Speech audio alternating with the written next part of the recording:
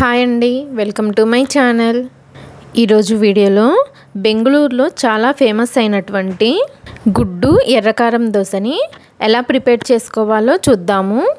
ఈ దోశ టేస్ట్ అయితే చాలా బాగుంటుందండి. దోశ కొంచెం కారం కారంగా టేస్ట్ చాలా బాగుంటుందండి. అందరూ తప్పకుండా ట్రై చేయండి. చూసారు కదా, చూస్తుంటేనే నోట్లో నుంచి నీళ్ళు వచ్చేస్తున్నాయి కదా.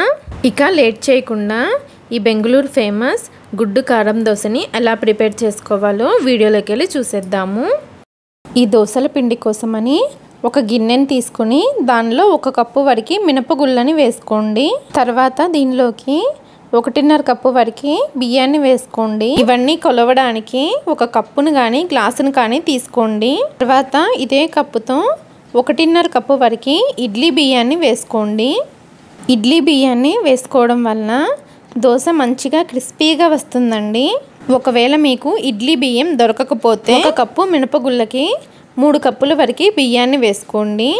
తర్వాత దీనిలో 2 టేబుల్ స్పూన్ల వరకు పచ్చిశనగపప్పు, 1 టీ స్పూన్ వరకు మెంతుల్ని వేసుకొని ఈ పప్పులు మొత్తాన్ని 2-3 సార్లు శుభ్రంగా కడిగేసేసి ఆ నీళ్ళని వంచేసేసి మళ్ళీ ఫ్రెష్ వాటర్ పోసుకొని ఈ పప్పుల్ని కనీసం 5 నుండి 6 గంటలు నానబెట్టుకోవాలి.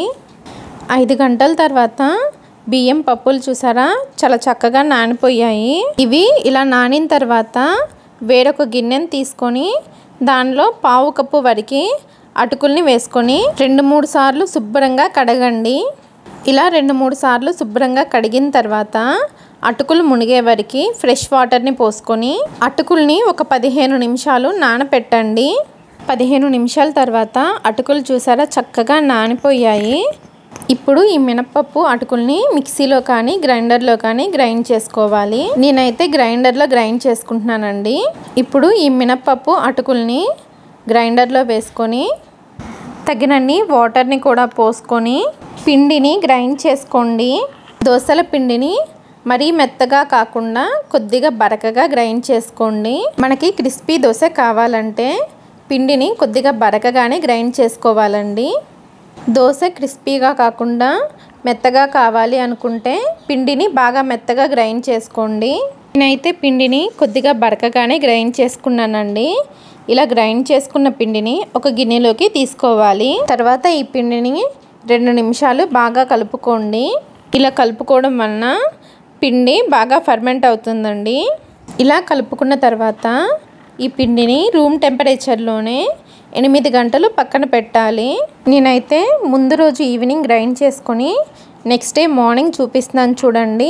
పిండి చక్కగా పొంగింది. ఇలా పొంగితేనే పిండి బాగా పులిసినట్లండి. దోశ కూడా చాలా టేస్టీగా ఉంటుంది.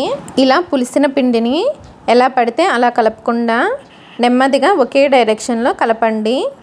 పడితే అలా కలిపారంటే ఫెర్మెంటేషన్లో ఏర్పడిన గాలంతా పోయి దోశ సరిగ్గా రాదండి. ఇలా పిండిని కలుపుకున్న తర్వాత వేరొక గిన్నెలోకి మనకి కావలసినంత పిండిని తీసుకోవాలి.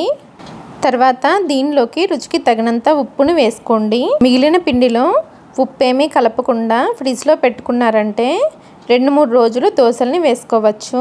మనం గ్రైండ్ చేసుకున్న పిండి కొద్దిగా గట్టిగా ఉంది కదండి, అందుకని తగినన్ని వాటర్ని వేసుకొని పిండిని కలుపుకోవాలి. పిండిని మరీ గట్టిగా కాకుండా మరీ పలుచగా కాకుండా వీడియోలో చూపిస్తున్నాను కదా, ఈ విధంగా కలుపుకోవాలి. పిండిని ఇలా రెడీ చేసుకుంటేనే దోశ పర్ఫెక్ట్గా వస్తుందండి. మనకి దోశల పిండి రెడీ అయిపోయింది కదా. ఇప్పుడు దోశ మీద వేసుకోవడానికి ఎర్రకారాన్ని ఎలా ప్రిపేర్ చేసుకోవాలో చూద్దాము. ఈ ఎర్రకారాన్ని ప్రిపేర్ చేసుకోవడానికి ఒక గిన్నెని తీసుకొని దానిలో బాగా వేడిగా ఉన్న నీళ్ళని పోసుకోండి. తర్వాత ఒక 10 ఎండుమిరపకాయలని కూడా వేసుకోండి. తర్వాత ఈ వేడి నీళ్ళల్లో ఎండుమిర్చిని ఒక 10 నిమిషాలు నాననివ్వండి. 10 నిమిషాల తర్వాత ఎండుమిర్చి చక్కగా నానిపోయాయండి. ఇప్పుడు వీటిని మిక్సీ జార్లోకి తీసుకొని దీనిలోనే 2 మీడియం సైజుగా ఉన్న ఉల్లిపాయల్ని పెద్ద ముక్కలుగా కట్ చేసి వేసుకోండి. తర్వాత దీనిలోనే 8 నుండి 10 పొట్టు తీసిన వెల్లుల్లి రెబ్బల్ని కూడా వేసుకోండి. రుచికి తగినంత ఉప్పును కూడా వేసుకోండి. అలాగే ఎండుమిర్చిని నానబెట్టాం కదా, ఆ నీళ్ళని కూడా 1 నుండి 2 స్పూన్ల వరకు వేసుకొని ఈ ఉల్లికారాన్ని బాగా మెత్తగా గ్రైండ్ చేసుకోండి. ఎండుమిర్చి ఉల్లిపాయలు ఎక్కడ పలుకుగా లేకుండా గ్రైండ్ చేసుకోండి.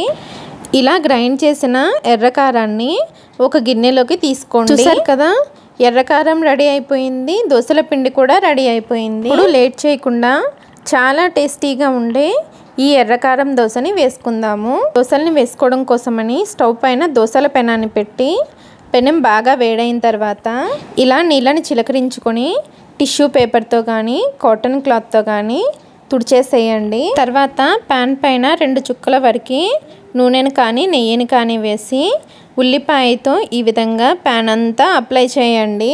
ఇనుప పెనాన్ని వాడుతున్నాను కాబట్టి కొద్దిగా నెయ్యితో ప్యాన్ అంతా అప్లై చేశాను. ఒకవేళ మీరు నాన్ స్టిక్ పెనం పైన కనుక దోశను వేసుకుంటే నూనె కానీ నెయ్యి కానీ వేయాల్సిన అవసరం లేదు. నీళ్లు చిలకరించిన వెంటనే క్లీన్ చేసి దోశను వేసుకోవచ్చు. ఇలా ఉల్లిపాయతో పెనమంతా నూనె కానీ నెయ్యి కానీ అప్లై చేసిన తర్వాత మంటని లో ఫ్లేమ్లో పెట్టుకొని మనం ప్రిపేర్ చేసుకున్న పిండిని ప్యాన్కి తగ్గట్లు 1 నుండి 1.5 గరిటెల వరకు వేసుకొని వీలైనంత పల్చగా దోశని స్ప్రెడ్ చేసుకోండి. ఇలా దోశని వేసుకున్న వెంటనే మంటని మీడియం ఫ్లేమ్లో పెట్టుకొని దోశ పైన తడి అంతా ఆరిన తర్వాత ఇప్పుడు దోశ పైన ఒక ఎగ్ని బ్రేక్ చేసి వేసుకోండి. అలాగే 1 స్పూన్ వరకు మనం ప్రిపేర్ చేసిన ఎర్రకారాన్ని కూడా వేసుకోండి. ఇలా ఎర్రకారాన్ని ఎగ్ని వేసుకున్న తర్వాత ఈ రెండింటిని పల్చగా దోశ అంతా స్ప్రెడ్ చేయండి. మీరు కావాలంటే 2 ఎగ్స్ కూడా వేసుకోవచ్చు, కానీ కొంచెం హెవీ అయిపోతుందండి.